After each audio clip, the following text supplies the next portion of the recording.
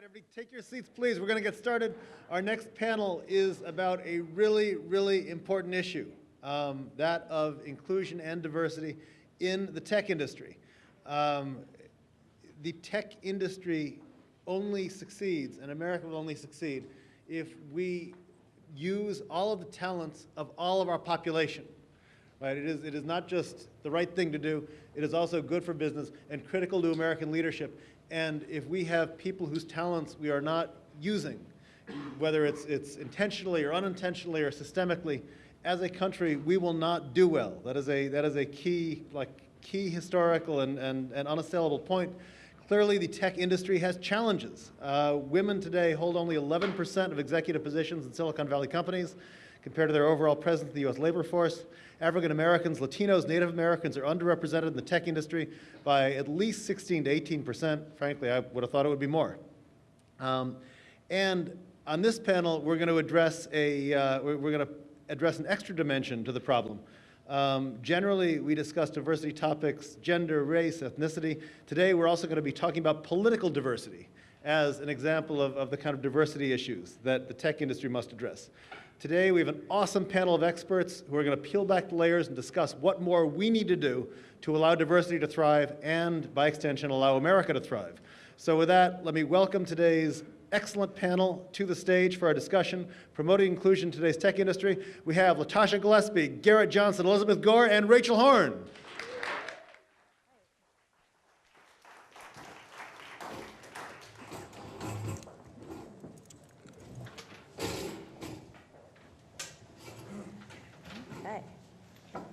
Hi guys, thanks for being here this morning. We're so happy to have you all. Innovation Policy Day, our 5th annual IPD.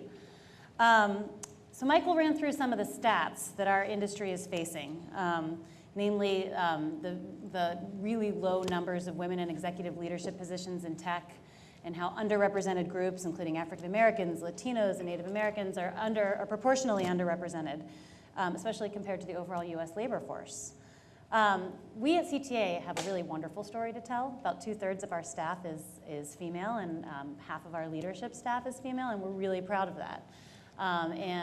But we want to, but we're looking for, we want to talk about the ways that we can help work with the industry and work with our member companies and figure out where the pain points are, because a more diverse workforce obviously lifts all boats, and there's a business case for it, and there's also just the civil justice case for it. So another interesting stat before we go down the line is that there are studies that show that a more diverse workforce leads to higher revenues. It also leads to more creative teams.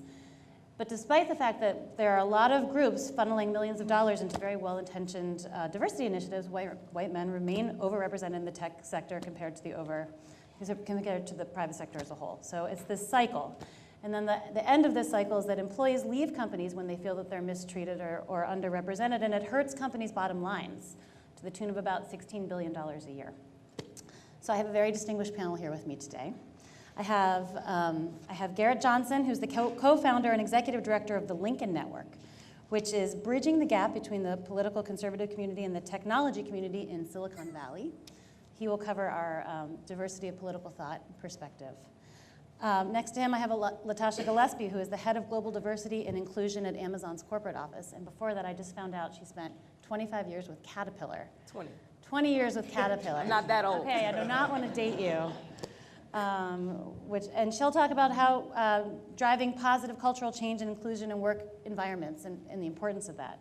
And to my right, I have Elizabeth Gore, the president of Alice, which is an AI platform for business owners that prioritizes services for women and minorities and veterans. And previously, she was the entrepreneur in residence at our wonderful member company, Dell. So welcome to my panelists. Thank you. So I want to start with you, Elizabeth. Put you on the spot. Yep. We all recognize the value of inclusivity, and everyone wants to support underrepresented groups of employees. Why do we still have a problem if everyone's talking about it? Well, first I want to show off my CTA tattoo. We'll just start there. Everyone else can get it. That's how committed I am to innovation. Carrie's like, keep it up. So, this is a complex issue, but one that I actually see as maybe we'll call it a probertunity. It's a problem, but it's a massive opportunity. My view comes from founders and entrepreneurs, so who are entering the tech space, particularly women, minorities, and veterans, is who we really focus on at Alice. I think one of the problems is the ecosystems and the formulas that were established have not caught up to what is the new faces of founders. So if you look at how we access capital, if you look at how we integrate with corporate partnerships, women work differently, minorities work differently, veterans need different types of support. So what I think we need to do, instead of kind of pushing everyone into old systems, is really look at new innovative ways to enhance diversity in technology. So, and I think there's a lot of great stuff coming up, and I think our enterprise partners are really the ones leading the charge that we can really learn from. But to me, the first thing I go to that every single founder asks us about, no matter what stage, is access to capital. And whether they're doing loans, whether they're doing venture, angel, it seems to be the biggest barrier for diverse founders, and we really have to address those issues. So to me, that's the number one thing we need to focus on. Access to capital. Yep. That's interesting. Latasha, what about you? What do you see as the biggest thing that we need to tackle first? So I think it's two-part. I think I would also lean into access, but a little bit differently. Access and exposure.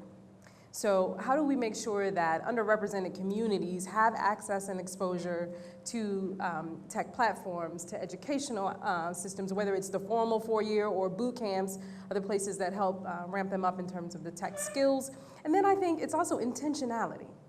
Like, it's not just going to magically happen, it's not going to fall out of the sky unless we are very intentional about seeking diverse perspectives, seeking diverse talent, seeking underrepresented communities.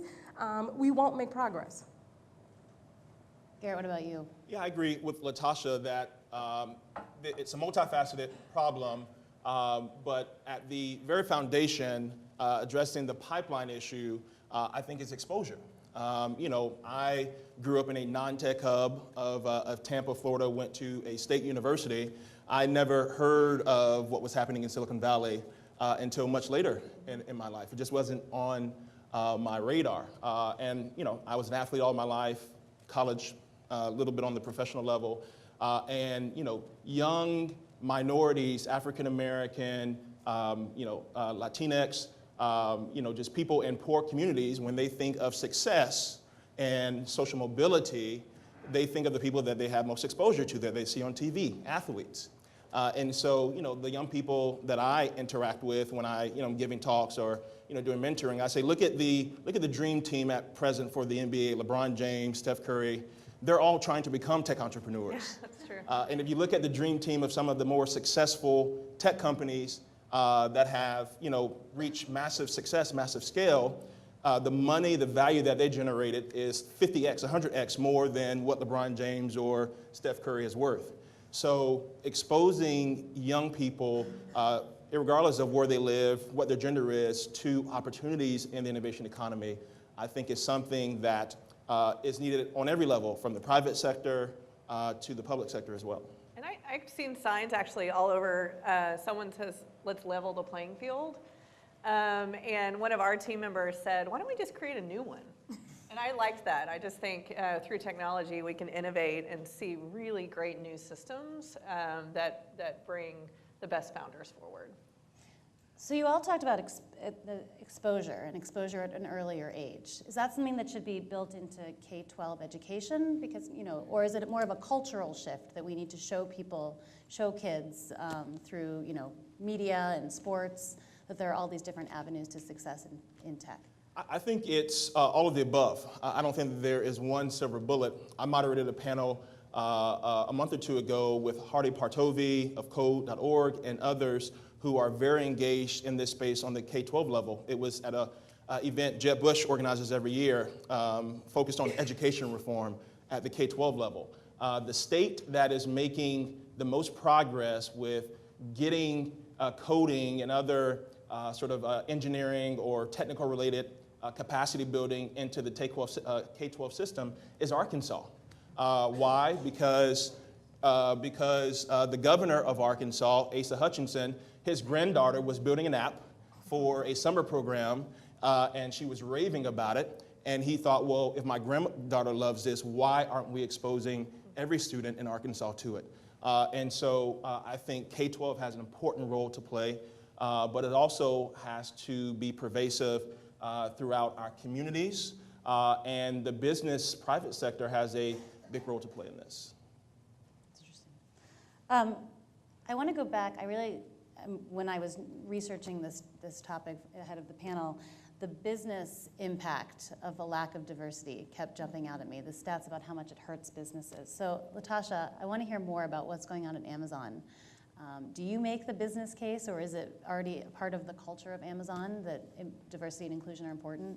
It definitely is a part of the culture, but we continue to make the business case in new ways. When your mission is to be the Earth's most customer-centric company, it's important that you understand all of your customers and that you're constantly trying to understand how you better serve them, what their needs are, how you meet those needs.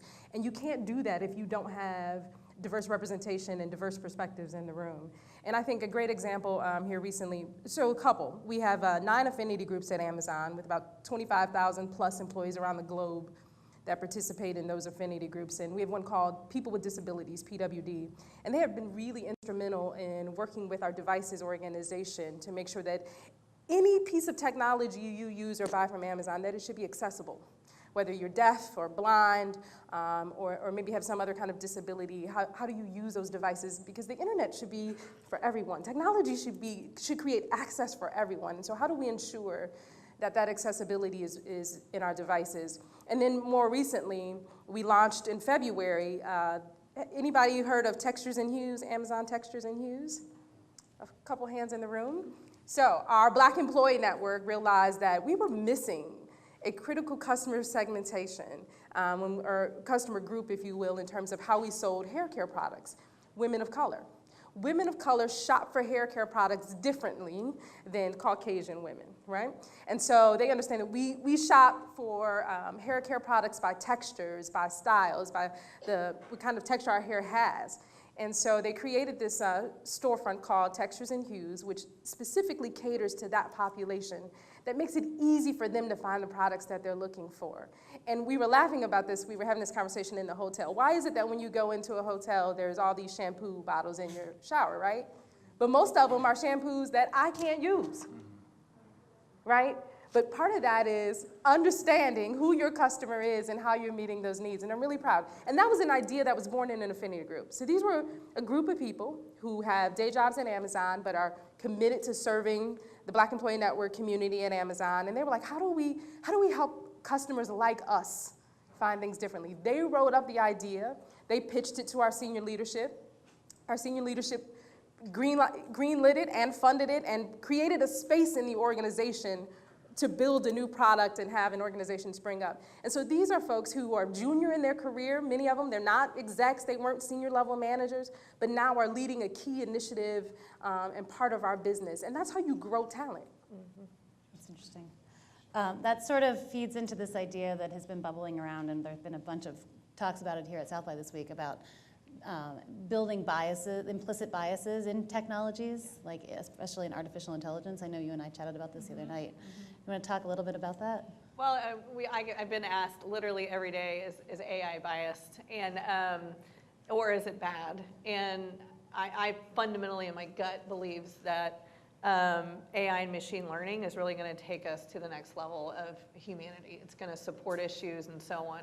But like any technology, any product, even a car, it can be used for whoever is behind it, for bad or good. And so really interesting, I am not technical, even though I worked for Michael the last 3 years, but my co-founder is just brilliant. And she is a Latina out of Houston, and when we coded Alice, she really worked with the engineers for the features that were specifically for women, to do all the user testing with women.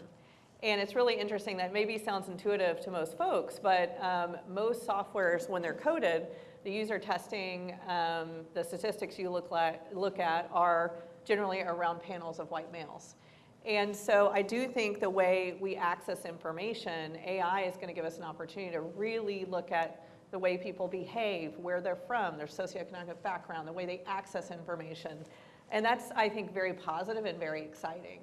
particularly for women, because the way we work is so different than our male counterparts. We're generally need to be more digital, need to be more remote. We usually have the weight of care on our shoulders in terms of elder care, children's care, our whole community. Even with, I have a wonderful husband and great male counterparts I work with, but it just tends to generally fall on women. So to me, accessing technology, using AI, using machine learning so we can access information fast in one hand, holding this kid the way I do, is I think gonna be really helpful. And then the last thing I'll just say is I am so thrilled about the work that the panel's doing earlier about accessing rural communities and smaller towns, because I think some of the best founders, particularly women, are gonna come out of kind of the second, third tier economic cities. And to get them the right information, we have to use AI and machine learning to know, based on their stage of growth, their physical location, their geography, and so on, what they need in that minute. And you can't do that with just a curated search. So I'm very excited and very bullish on the use of AI. But you know what that reminds me of? It's building for people on the margins. Yeah. Right? So there's benefit to building for people on the margins. It benefits the greater mass. And just a plain everyday example are the ramps on the sidewalk curbs, right? So they were built for people with wheelchairs to be able to navigate, getting up across the streets, but we use them every day for strollers, for bicycles, for grocery carts, for rolling backpacks. And I think if like what you're doing with the AI, like if you're learning how to build for women and build for people of color and underrepresented communities and how they access technology, it will benefit such a greater mass of people. And so don't be afraid to build on the margins for those small segmented populations. You will find that you will be benefiting the masses as well. And I'll say use partners. Yeah. No one company can be the expert in supporting one customer, right? So we, at Alice, we really depend on our partners to help guide us of what that end user experience should be. So veterans, we have thousands of US veterans coming home every day right now. And so we count on USAA and Bunker Labs to really help us understand what access folks need, what care they need, what support in their businesses, what are the discounts they need. So I really love companies, particularly big enterprise companies, that work with smaller partners to really get it right. That's always impressive to me. So, Garrett, I want to bring you in here because this panel is about two things. It's about diversity and inclusion. And we're talking about it now when we talk about vets and all these different groups on the margins that you don't think about. But tell us a little bit more about Lincoln Network, what you do, and this inclusion component. Lincoln Network was started a little less than 5 years ago to bring together people who worked in tech, who were interested in tech policy or civic engagement, and who generally see the world through a limited government lens. We are a C3 nonprofit, so we say limited government lens to it captures a lot of people. And so we brought together happy hours and in San Francisco and in Menlo Park in the Bay Area in California. And we had hundreds of people turn out just through my and Aaron, my co-founder, Aaron Jen's network.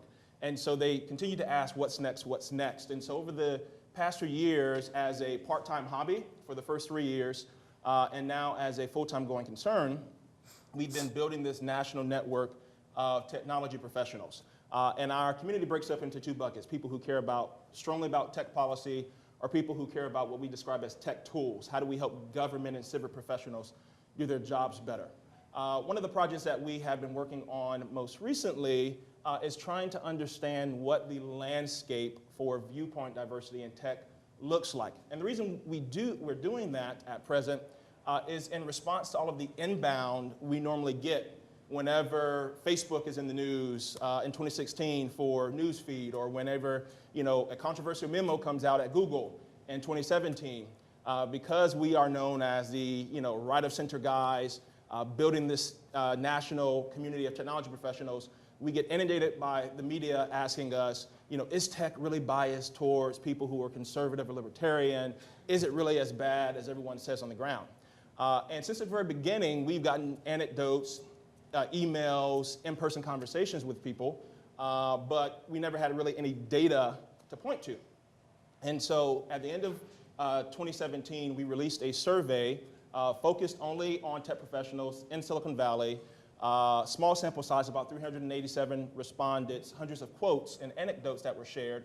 And the data that we collected, we released to the public in February. And the data is pointing to a problem in the tech industry, that we are not creating an inclusive environment for people who have a center-right worldview, wherever they fall on that spectrum, libertarian, conservative, very conservative. And so next week we'll be releasing some recommendations to try and provide guidance to tech companies, large and small, who want to create an inclusive environment that is more welcoming to diverse viewpoints. And where can people find that? So if you go to joinlincoln.org, you can find the results of the initial survey, pilot survey, and also the recommendations and the longer form report that we'll be releasing next week. That's interesting. So top line, any sort of sneak peek stats that you want to share with us today? Yeah, so you know, from our approach, our worldview, we take a very limited government approach to this. So, you know, we are not asking for or encouraging, we are actually discouraging you know, people in the policy world in DC who want to use this as a tool to beat tech over the head. We think that is the wrong approach. We fundamentally think that private companies should be able to define their culture and shape their workforce in the best interest of that company and shareholder value.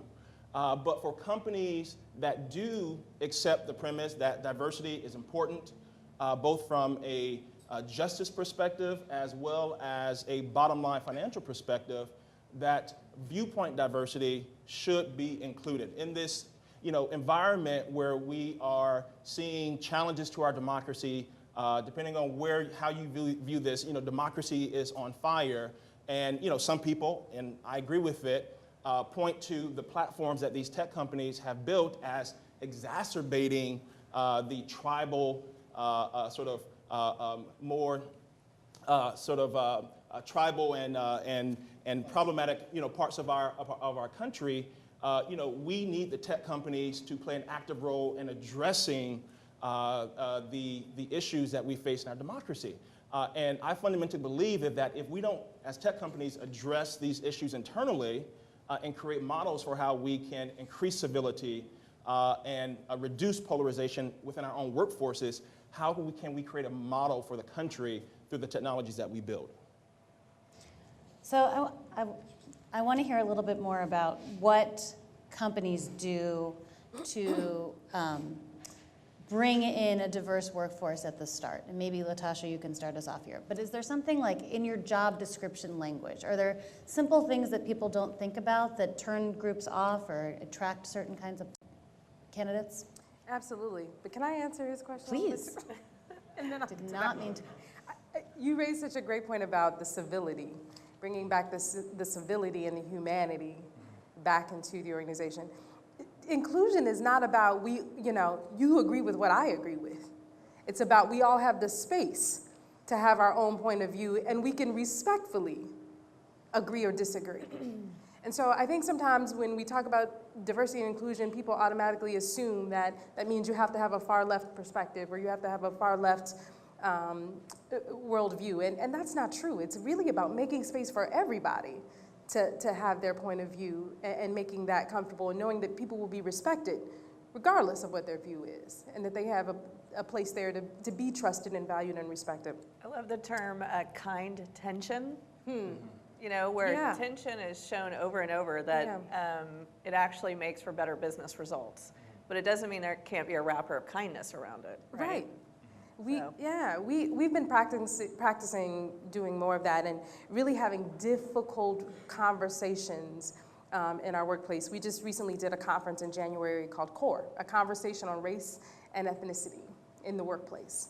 And it started because of what we saw happening in the summer of 2016, in 2 years probably leading up to that, with a lot of the deaths that were happening across this country, particularly in communities of color, the tension between the law enforcement system and people of color communities. And what you understand is that pain didn't go away when people swiped their badge into work. They brought that in with them. And on the other side, you saw people who were witnessing what was happening. They saw their colleagues in pain and frustration, but didn't have the words or the tools to know how to help. And so they said nothing and did nothing. And so we were like, how do we teach people how to have a productive conversation on such a messy, complicated topic at work? And the answer to that is you hit it head on. And we did. We talked about historical context in the educational system, justice system, economic system. We talked about shared and coded language. We talked about what are the tools you need to have a productive conversation. We talked about allyship and the importance that really it's not about allyship, it's more about co-conspirators. You need people who are willing to dig deep and get down and do the work with you. And we talked about making space for people to make mistakes, right? But we didn't water it down, we didn't sugarcoat it, we didn't placate it. Like, we talked about some really hard issues. And the thing I'm really, probably fortunate about, I couldn't do that kind of conference at every company, but at Amazon, we have leadership principles, and everybody has values and things that they put on their wall and that they have. But at our company, it really becomes the language in terms of how we talk to each other every day, how we decide what we do in our organization and what we don't. And we have a leadership principle around learn and be curious. So this may not have been your experience. You may not have had these experiences that people are talking about. But let's agree that we're going to sit and learn and be curious about somebody else's experience. We have leadership principles that talk about leaders are right a lot because they seek diverse perspectives and work to disconfirm their own beliefs. Now think about that. When was the last time you had an argument with your significant other where you were trying to convince them why you were wrong? But we force leaders to practice that on a daily basis. Work to disconfirm your own beliefs. So even if you don't really believe or buy into what the speaker is saying, sit and grapple with that cognitive dissonance for a while and just try it on. And ask yourself, why do I have such a reaction to this? And to our credit, we also have a leadership principle around ownership, that we don't ever get to say this is somebody else's problem. We are all owners. We are all leaders. And because of that, for 2 full days, we had over 2,000 Amazonians sit in those conversations, those discussions, that cognitive dissonance, and wrestle with that, and together learn how do we get the tools that we need to have those kind of conversations at work so that everybody can come to work and feel included, regardless of their point of view. So I forgot the other question I was going to answer. It's fine. Well, what was interesting about what you just said, so it seems like at Amazon it's really a top-down approach. Oh, no, just the opposite. Okay. No. We don't care what your title is. We don't care your level in the organization. We don't care hierarchy. Like, we expect you to lead and be an owner from every single seat in the organization.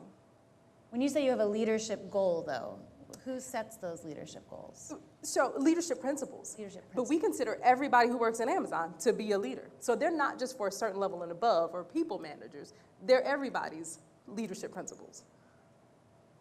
That's interesting. Do you think top down, bottom up? Well, I was just going to address your question on language.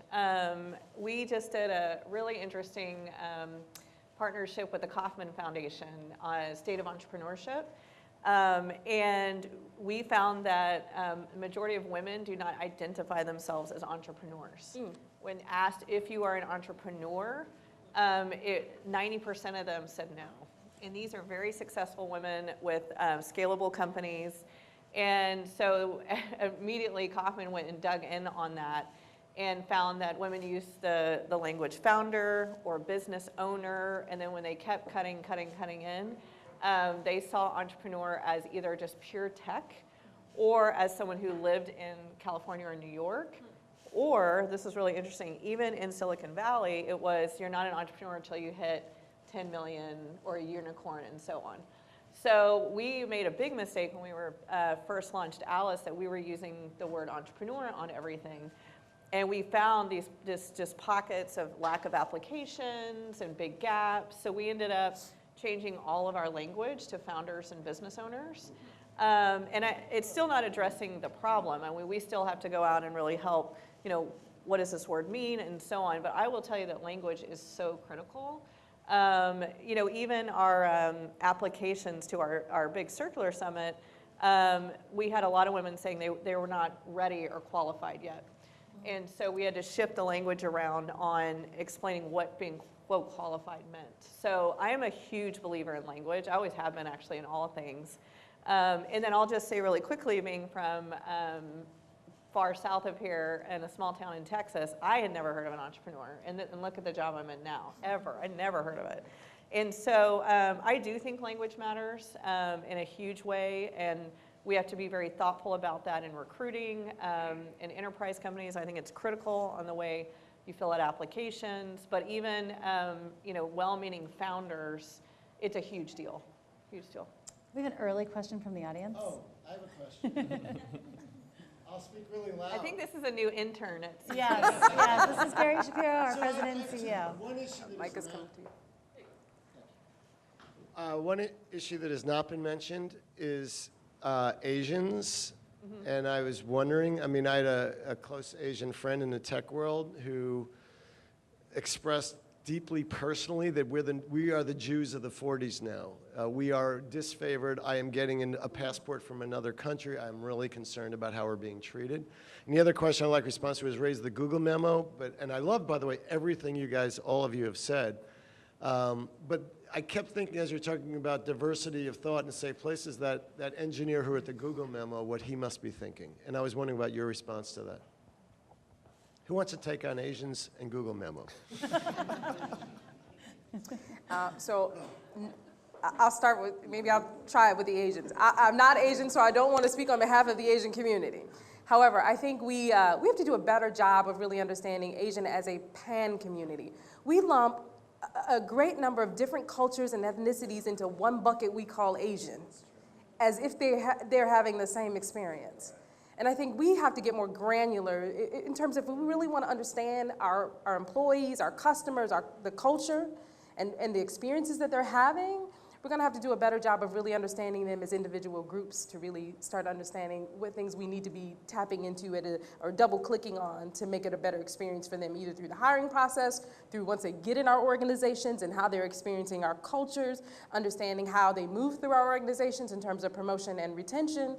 But I think the first step is quit putting them all in one bucket and thinking that they're all having the same experience. That we need to double click on that and understand who's having what experience. Because I don't think Chinese are having the same experience as Indians, right? So, On the Demore issue, I support, and Lincoln Network supports, the freedom of companies to make decisions that are in their best interest. And we all know that working in a corporate environment, you have to have both intellectual competency, but also social competency. And apparently he failed on one of them. And so Google made the decision that they did, which is, their right. A lawsuit is being filed, and we'll see what the courts have to say, given some unique laws in California.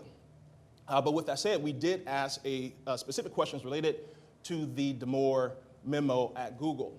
What was interesting is that we broke down the buckets from very liberal to very conservative, libertarian, and moderate being in the middle. And if you were a moderate going to very conservative, you were over 50%, and if you're very conservative, over 70%, less likely to offer your thoughts on policy issues in the workplace post-Demore. In addition to the raw data, we collected hundreds, a little over 100 to be accurate, anecdotes. One of the largest companies that we got responses from were from Google employees. And we had people who told us that they left Google, did not pursue another job on the team, full-time Google employee. They left the company because they did not like the way that they handled internally the Demore issue. Employees who are still at Google who said that they have never seen otherwise reasonable colleagues act the way that they did in the firestorm related to James Demore. So those issues seem to happen, roughly once a year now, and it creates this environment that is not healthy from my perspective for the tech industry and is not a good model for the country. If we, claim that we have the smartest people in the world working in the tech industry, hopefully we can come together and figure out a way to, as Latasha eloquently said, figure out a way to understand and provide empathy and tolerance for viewpoints that you may not agree with. And there's a lot more work that needs to be done in that regard. And I'll just add, Gary, that I I equate values with productivity. So we talk about values every Friday at 10 a.m. in our company. And it's not because of, I do love being polite. I am from South Texas and being socially conscious. But when values get cracked, it is a monumental waste of time. I mean, the churn, the gossip, people having to pause their work. And so to me, I think it's really critical. And you can't get it right every time. But that people understand your core values in their company before they set foot through the front door. Elizabeth, when you said when values get cracked, what does that mean? So if there is someone on a team who is not providing empathy, who is not being respectful of other views, to me, suddenly I have to meet with that person, HR has to meet with that person. People have to pause in their work, particularly as we all know we have a huge team of engineers with coding. I mean, 2 hours is like a lifetime, And so I think values is not just a nice thing to do, it is critical to productivity. And, but I do think, none of us are perfect. You might be. You're pretty awesome.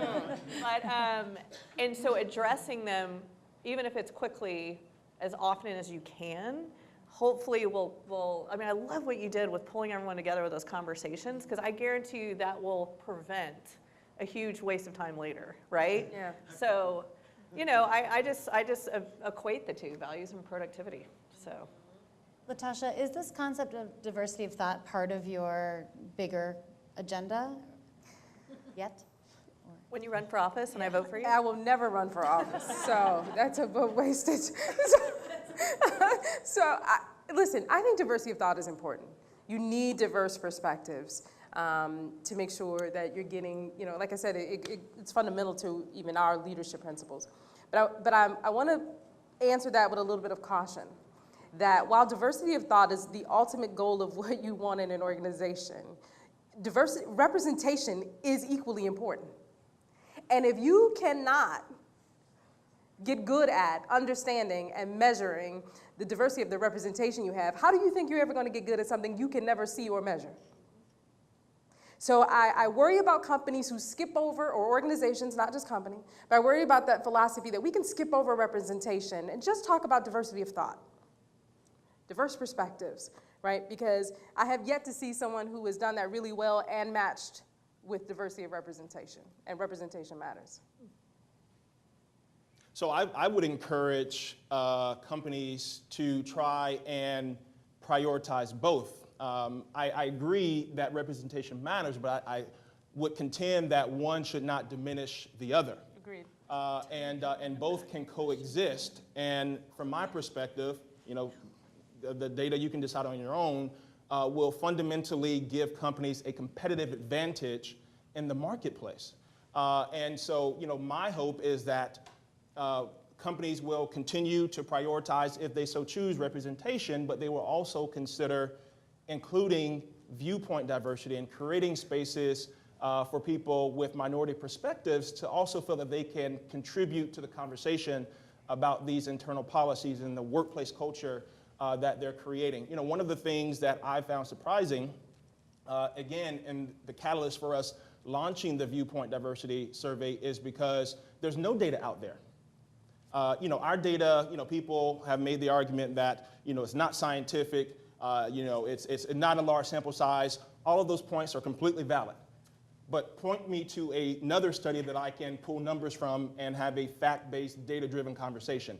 It doesn't exist. There's no data out there. There's really no best practices around ideological viewpoint diversity for companies who want to encourage that. And so we need to not neglect that, especially at this moment when our democracy is in such desperate need of leadership when it comes to bringing civility back to our more difficult conversations. Yeah. I love that you said best practices. I love what you're doing because a lot of our founders reached out to us after the election and said, should we say something either way? Should we talk to our employees? Should we give room for this discussion? And frankly, we could not find a lot of best practices to point to. So I love what you're doing. Yeah. So we're going to open it up for questions in a minute. We need to find, who has the microphone? Katie has the microphone. There are a bunch of people with hands up, so I don't know if we want to start that now, since we only have about 15 minutes left. There's a question here. Hi. There we go, thank you. Hi, my name is Susan. I'm here from Ireland and very, very intrigued by all of what you're saying. I've been tweeting a lot of it as I've been going along. So far, the conversation has been focused on big companies to a large degree, but I run a knowledge sharing platform where I connect knowledge seekers with knowledge sharers, where you can pick somebody's brain for a fee. And what I'm seeing is a self-imposed gender pay gap, where basically you price your own knowledge. So let's say, for example, I am going to talk to you for 2 hours about diversity and inclusion in your workplace, but women constantly are pricing themselves lower than men. So this isn't an employee issue, and this is a self-regulating marketplace. What can I do to encourage my stakeholders who aren't my employees to consider what you're saying and to do something meaningful? I would love to answer that. This is a big topic that we work on every day. So I'll just repeat really quickly. So women tend to price their services lower than their male counterparts. And by the way, that goes across. They tend to ask for less money than their company's worth when they're pitching, ask for less in raises. And so, but women are very bold. I don't like when they say women aren't bold, they're not risk takers. Women are very analytical, and so what we're actually finding is of setting, I love the Lean In movement, I love that we're talking about to use your power. However, in business, with these women, showing real examples of here's what you're worth, here's what your company is worth, really educating women on how to actually get to the right number that they are comfortable with and that the books show that it's worth. And I say that because we're starting to get a lot of systems where we can actually put formulas in so women can actually do the valuation of their companies correctly. And you're in a different spot where it's a personal service, I think, but I think maybe there's a way to do that as well as, hey, look at maybe your male counterparts, or look at these 3 other examples and help rank and rate, because women are very analytical when it comes to numbers. And so I think that is just a very tactical way to address that.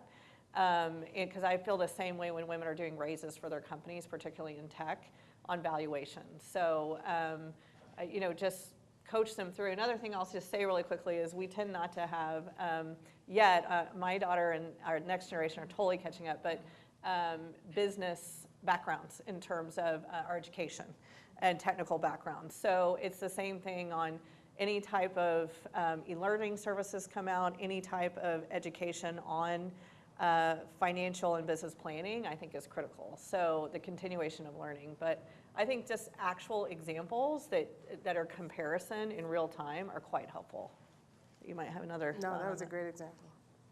There's another question in the back.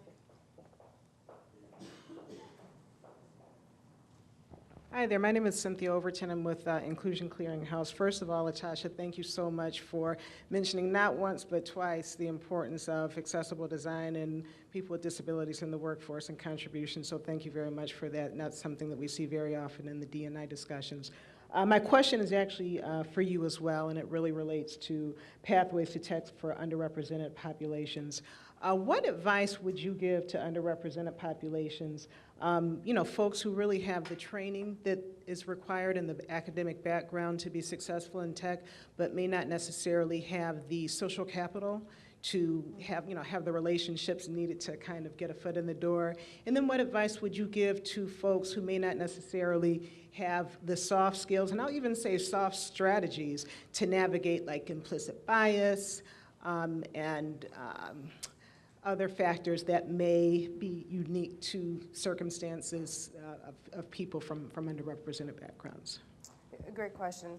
So one, I think, continue to find those communities of people who are being innovative in this space. And so I'll give you a great example. I went to Afrotech this past fall, where you had people from the tech industry, founders, people who have sold their companies to larger companies, folks from the entertainment industry who are breaking into this space, as you mentioned earlier, right? But it was, what I found so powerful about it was people were sharing their experiences and their stories as founders, as people coming up in the tech industry, telling people about, this is the stuff no one ever told me. I didn't know what to expect. Once I had secured funding, I didn't even know when it was going to show up or how it was going to show up. But actually walking people through those very lonely experiences when you are a woman or a person of color founder in the tech industry, where you don't have a lot of role models to help you navigate some of that. And I think now, there were a lot of people there who were not founders, they were just people who work in the tech industry, but there was so much knowledge, intimate knowledge shared, that I think it benefited all. So I always tell people, you know, sometimes the unicorns have to get together to remind themselves that they're not unicorns, right? So surround yourself with communities of people who are trying to do exactly what you were trying to do and understand where you are in your journey, and that can feed into you about how to navigate that. And in terms of that implicit bias, right, we all have it, right? It's human nature, it's in all of us. And, sorry, there's a fly or something attacking me. So I think the important thing is, for people, you can't control somebody else's bias. You can't control how they're going to react to you. You can only control you. So the first thing is, one, make sure you have your stuff together and tight, right? So from a skill set, knowledge standpoint, own that. But then the second thing is, don't let your confidence be rocked by somebody else's perception of you. And that's knowing who you are, right? And what you have in you. And sometimes that means you have to have a support system and a network that helps you remind you of that. That could be a mentor, somebody who helps you navigate an organization. That could be a sponsor, somebody who's clearing hurdles and obstacles for you. And then sometimes that can be a good friend that can just every now and again give you the real and tell you, listen, I know you're great, but you need to work on X, Y, and Z as well, right? And so I think having that good support system and network system also helps you navigate some of those organizational challenges and other people's bias. Do we have any other questions in the audience? Hi, my name is Laura Shapiro. I'm young and starting a career in music technology, and that's what brought me here. And my end goal, whether it's 5 years from now or 20 years from now, is to be able to create a nonprofit to help get young girls, especially women and young girls from low-income communities, queer women, women of color, into the studio space.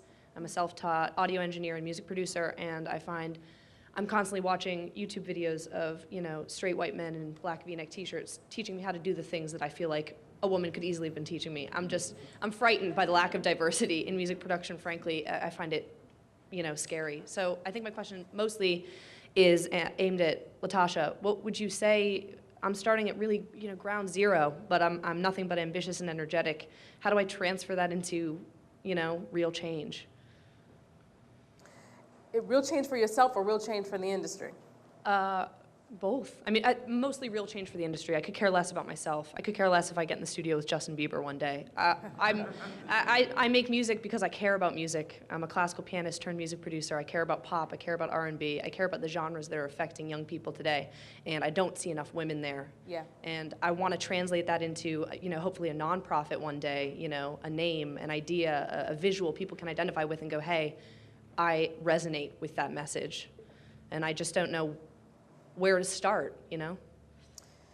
So I would probably, and I welcome many of the other panelists to jump in, I would probably start by saying, one, it's clear to me you have a mission in terms of you want to bring, you know, that access and exposure to other people like you into the music and the studio industry, which is good.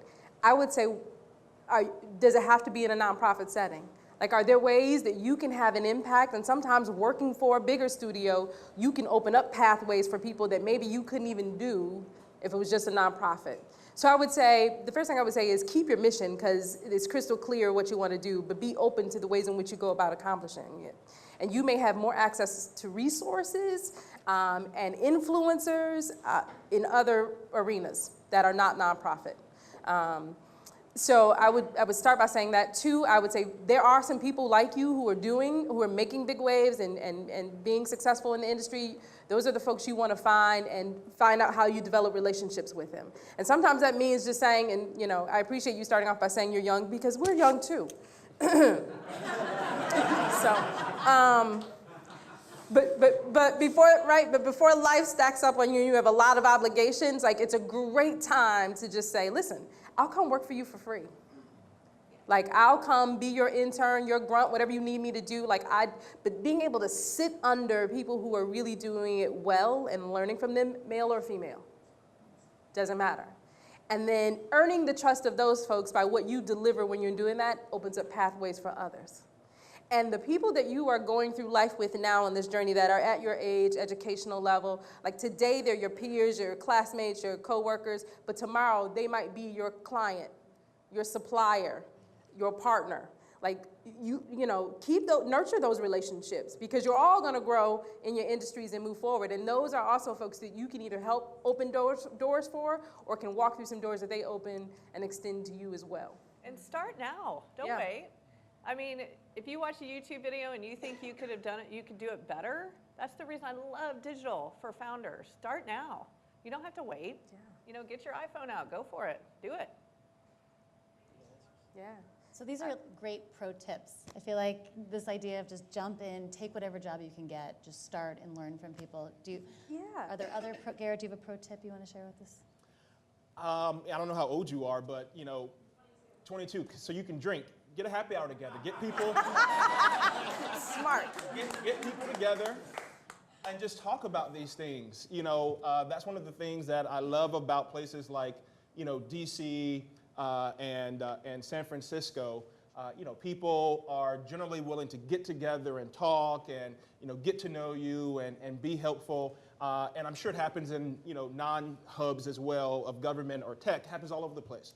But just get people together, share your ideas. There's power in articulating, your ideas, your passion, your vision. People will buy into that. And dream big. I thought you said drink big. I was like, that too, with the designated driver. Or Lyft. Or Lyft. But dream big. People like big, ambitious goals. And so people are attracted to that. So, be ambitious in what you want to do and the problem you want to solve. At 22, if you are not doing something that scares you to death every day, then you're not taking enough risks. I'm studying right now. Listen, I'm like, if you're not living life on the edge, you're taking up too much space. And so every day, and I think this is, I love what you said earlier about women and do we have the confidence or not? I do think women are more risk averse. I think people of color are also more risk averse. And I don't have a scientific theory to prove this, but I think some of it is around, one, they're naturally caretakers of others, so they're worried about letting other people down. And then also there's this recognition and acknowledgement that there are many who have sacrificed to put me where I am today, and so you don't want to disappoint them. And as a result of that, sometimes you take less risks. And I would tell you, if I could go back and tell my 22-year-old self, so 5 years ago, if I could go back and tell myself, I would tell her, take more risks. What is the worst thing that can happen? What's the worst thing that can happen? And if you don't have a job, it's not like you can lose one, right? But what's the worst thing that can happen? And so, remind yourself of that and call that thing out, because that's the boogeyman that hides in the closet that can keep you in a state of fear. But if you name that thing and say, the worst thing that can happen is I move back in with my parents. The worst thing that can happen is X, Y, Z. It's not so bad then. It's not so scary. And so every day you should be asking yourself, am I doing something that absolutely frightens me? And if not, then I need to step up my game. Then when you turn 40,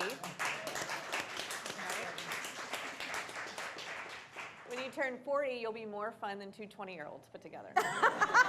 Not that we know. Yeah, no. Not that we know yet. We're not there yet. I think we have time. Do you have one last question in the back? We have time for one last question. Oh. Name's Austin Carson. Love you guys. Good work. Just wanted to throw out, we talk about diversity, in general talking about diversity, but specifically in diversity and viewpoints. In Congress, there was some, I would say it used to be that all tech policy cut from the left to the right, and it was one of the last great bastions of bipartisanship.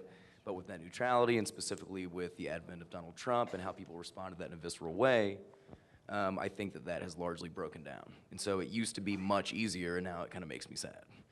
One of the things that brought us together was acknowledging not just our love of technology, but the promise of technology and what it meant. And I noticed over time that we had similar outcomes in mind. For what we wanted for society, for what we wanted for different, just for all groups of people, not to all lives matter, you guys, but just as a general matter. Sorry.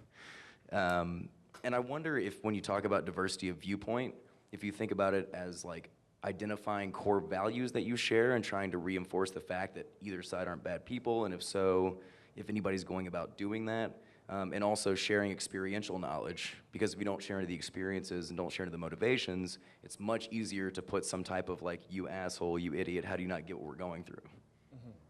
So- Even if one seems much less valid than the other, it still makes their brains work the way that they do. Yeah. So I found this one fact most encouraging, leaving me most optimistic about our country, about the tech industry, is that the vast majority of people from the raw data, also from the 23 interviews we did, the hundreds of anecdotes, the vast majority of people who participated in our survey are moderate, reasonable people who want to enjoy a good quality of life, have a good vacation, raise their families, and just be good people. And so there's this notion of, bring your whole self to work. Well, I think about it as bringing your best self to work and thinking of the best in other people. Because at the end of the day, the tech industry, and I would argue the majority of Americans, are good people who want the best for their family and the best for the country. Are people partisan? Absolutely. Should people, have, diverging viewpoints? Absolutely. That is a healthy democracy. But the data has led me to believe that the vast majority of people in the tech industry and the vast majority of Americans, I hope, are good, reasonable people. And so I think, Austin, that there is still a lot of consensus and bipartisan or nonpartisan space in tech and in our country. We've got to deal with the fringes, the edges that make it appear that it's not. But fundamentally, the data that we got from the respondents is that they're good people. They think their colleagues are good people. We've just got some issues that we have to deal with. And so, Lincoln is trying to put together these best practices, recommendations, encourage a conversation, not encourage government regulation, but individuals, at their companies, making a better culture, a better workplace. If we can do that, I think that it leads to a stronger tech industry and a stronger economy. One last comment. And I think it's important to educate folks that every company is now a technology company. Every company. I mean, if you don't have a website, if you don't have e-commerce, it's the way of the future. I grew up on a beef cattle ranch, and we use technology now, and so I just think it's important that folks really start understanding that technology is the backbone of the future, no matter what industry you're in. Well, thank you to our really phenomenal panelists. This was a great discussion.